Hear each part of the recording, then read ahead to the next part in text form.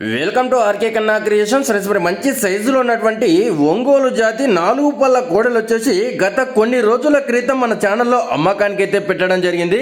మొత్తానికైతే ఈ యొక్క కోడలు అయితే అమ్ముడు పోవడం జరిగింది. మరి ఈ యొక్క కోడలు ఎంత కమ్ముడు అనేది తెలుసుకునే ముందు మరి రైతు యొక్క అడ్రస్ వచ్చేసి తెలంగాణ రాష్ట్రం నాగర్ కర్నూలు జిల్లా పెదకొత్తపల్లి మండలం గండ్రాపల్లి గ్రామానికి చెందినటువంటి రైతు ఉప్పరి వెంకటయ్య గారు మరి గత కొన్ని రోజుల క్రితం మన ఛానల్లో అయితే అమ్మకానికి అయితే పెట్టడం జరిగింది. మరి మొత్తానికైతే ఈ యొక్క కోడలు అయితే అమ్ముడు పోవడం జరిగింది.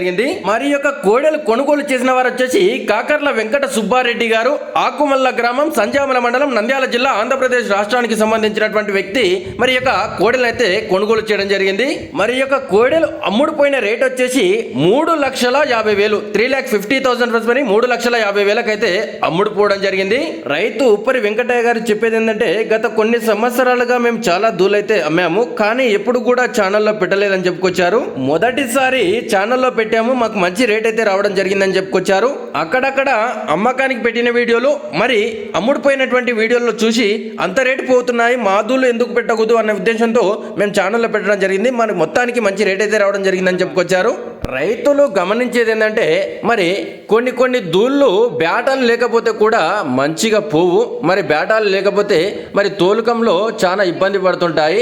అది ఏ విధంగా పడతాయంటే కంటిన్యూ బేటాలు ఉంటే ఏ దూడ కూడా ఏ ఎద్దు కూడా తప్పులు చేయదు, మరి బేటాలు లేకపోతే ఖచ్చితంగా తప్పులు చేస్తాయి. ఎగ్జాంపుల్ ఏంటంటే ప్రతిరోజు అంచులు తీసేటటువంటి వ్యక్తికి పై నొప్పులు అనేది ఉండదు. మరి ఎప్పుడో 10 రోజులకో 20 రోజులకో అంచులు తీయడానికి వెళ్తే మరి పై నొప్పులు అనేది తప్పకుండా ఏర్పడుతుంది.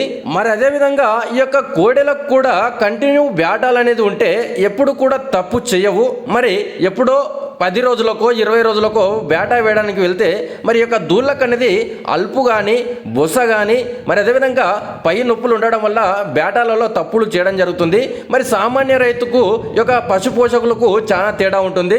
సామాన్య రైతు ఆలోచించే విధానం ఏ విధంగా ఉందంటే మరి వీరు ఇచ్చేటటువంటి దానా మామూలు దానా ఇస్తుంటారు, మరి అదేవిధంగా బేటాలు కూడా కంటిన్యూ ఉండవు. పొలం పనుల మీదనో ఏ పనుల మీదనో పడి మొత్తానికైతే బేటాలు ఉండవు. మరి ఈ యొక్క మెయింటెనెన్స్ అనేది తగ్గుతుంది. మరి పశు పోషకులతోటి ఈ విధంగా ఈ యొక్క బలాలు రావడానికి కారణం ఏంటంటే వారు ఇచ్చేటటువంటి దానాలు ఉలవ దానాలు, మరి అది కూడా 4 గంటల పాటు ఉడకబెట్టి వేస్తారు. కాబట్టి దూడ అనేది ఎంబడే బలం అనేది వచ్చేస్తుంది. కాబట్టి నేను చెప్పేది ఏంటంటే సామాన్య రైతులు, సన్నదూళ్ళు మేపే రైతులు కూడా చాలా మంది ఉన్నారు.